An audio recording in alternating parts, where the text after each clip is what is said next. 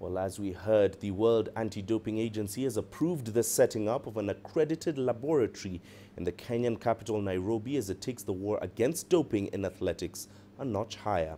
Pathologists Lancet Kenya will carry out blood analysis for anti-doping purposes to support the Athletics Integrity Unit's Athlete Biological Passport program, as well as other anti-doping programs operating in the area, such as that of the Anti-Doping Agency of Kenya. It is expected that the facility will analyze between 800 and 1,000 blood samples a year from Kenya, Ethiopia, Tanzania, Uganda and Eritrea.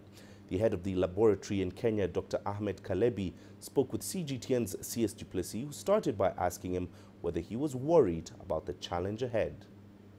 I'm not very, very worried. I think it's something that is a challenge. To be 100% of the time can be a bit difficult, but I think it's something we are looking forward to. I mean, it's something we've been doing, we are excited about it. So the mountain to climb is to ensure that we maintain our accuracy, excellence, quality, reliability, efficiency, and credibility. What about capacity? I mean, how many samples can you manage on a day, and how much are you expecting to come in throughout the year?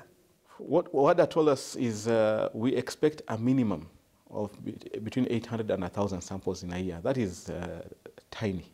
For the capacity we have to do clinical lab testing, we can literally run more than 1,000 samples a day. So we have the capacity to handle huge volumes on a sustained basis, and for us, we'll be happier to get even more. Logistically, what are the challenges facing the lab?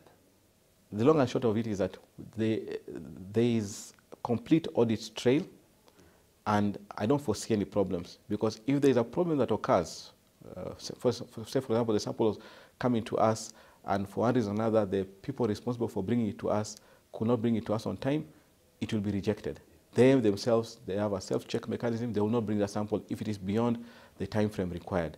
If it gets to us and we see a problem, we are also able to report. So it's quite stringent. Is it purely financial for Lancet Kenya, or is there a sort of moral obligation also to get involved? I think it's both. Even starting this whole thing, it was more the idealistic world. Personally, this thing of wanting challenges and doing things and proving that we can do it. So when we heard about it, it was more of a challenge to my team. I think we can do it. Let's prove to ourselves that we can do it. We invested in this because we want to be better and we want to be the best. But on the financial side, I must say that we have been given assurances that once we start doing these things, the work will flow, the samples will flow. But for the core group of tests that we'll do, at least the payments that we'll get will be able to cover our running costs. In your opinion, can this lab potentially be responsible of ending doping on the African continent as we know it? Absolutely, yes. I'm very convinced it can. I mean, so many other things have been stopped. This is just something that people thought they could get away with it. And not just in athletics, look at cycling and the rest. But because people think they can get away with it, then of course there is the evil side, the bad whisperer on the ear who says, you'll get away with it, you'll get away with it until they get caught. And if we have foolproof measures that will act as a strong deterrent, and remember this is called a passport. So it's your passport to the next level. So if people know that I need to go through this first level to go to the next level of integrity before I can compete, then we can actually get rid of the downside or the bad name of doping. Right now, for more on this, we can now speak to the Chief Executive Officer of the Anti-Doping Agency of Kenya, Jafta Rugut. Sir, thank you for joining us this evening on Matchpoint. As we've heard, there have been a number of cases implicating Kenyan athletes in doping now more than ever. Would you say that this is a case now of more athletes actually doping, or is the system now actually catching up with them? I wish to say that to us, we see that the systems which we have put in place are effective.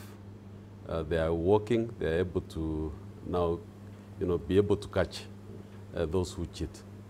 We are doing more tests also because a few years ago we didn't have the kind of facilities that we have. We didn't have the structures in place. We didn't have the trained personnel.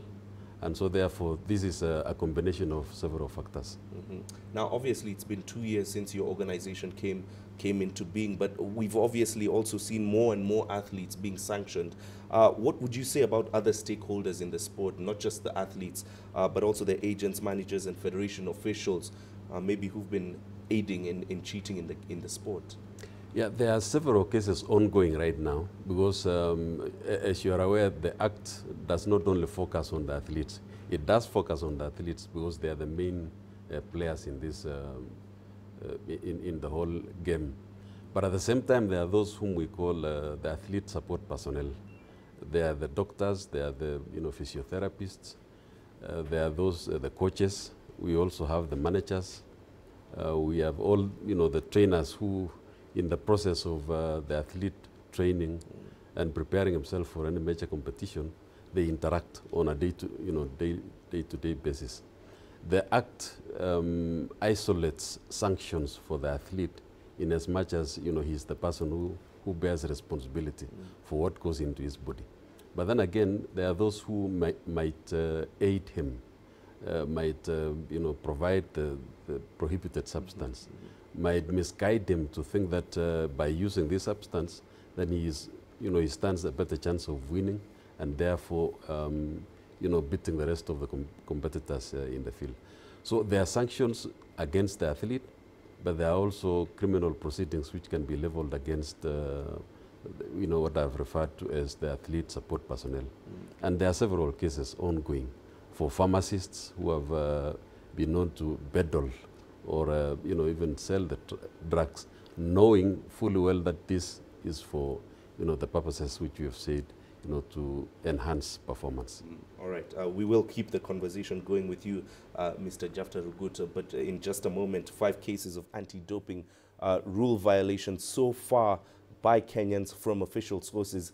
With 3 months to go before the end of the year, the country's anti-doping agency is expected to release more names of athletes who've been sanctioned for doping next week. So is Kenya going the Russian way?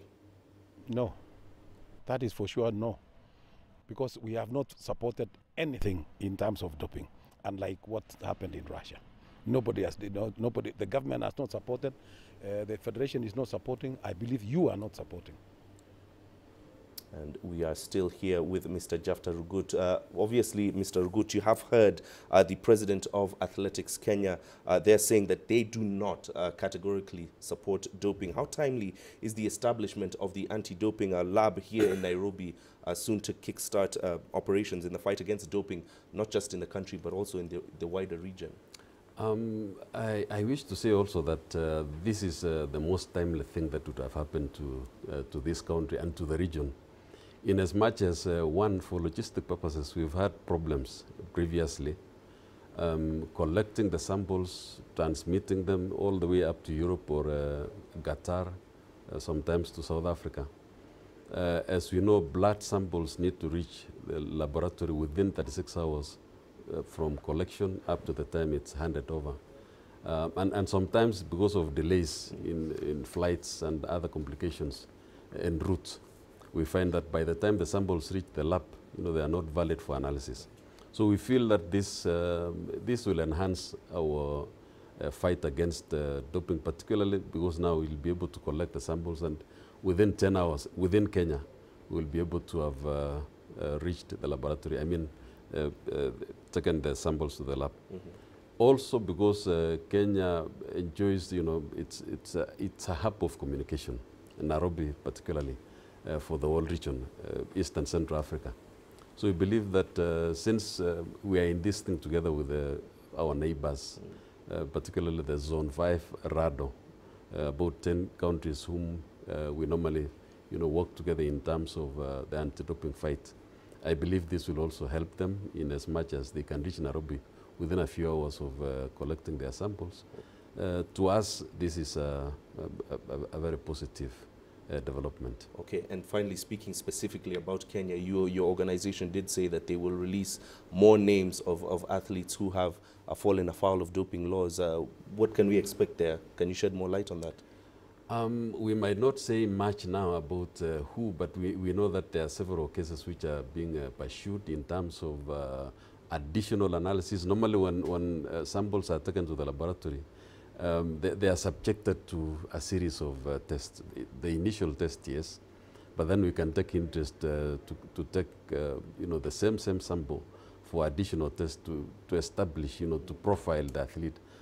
And there are several of these which we expect in the next few weeks. The results will be out. What it means is this, that we are no longer just talking about numbers in terms of how many tests we have done. We've been doing tests, yes, but we have also what we call target testing, where we can profile an athlete and see performance over time and see how has he improved his performance. Is it the normal through training, or is it something which is a spike, which is not normal when you look at the training regime of that particular athlete? And that allows us now to be able to be more specific in terms of whom do we test at what time. If we're expecting an athlete, for example, to participate in a major event in about 6 weeks, what is the timing of the collection of the sample so that we can have the best time to get the substance if it is in his body during that period? Okay. And this gives us, a higher chance of being able to get the cheats in this game. Okay. Mr. Jafta Rugut, thank you very much for joining us here on Matchpoint. The Chief Executive Officer of ADAK, the Anti-Doping Agency of Kenya, Jafta Rugut, joining us live in studio.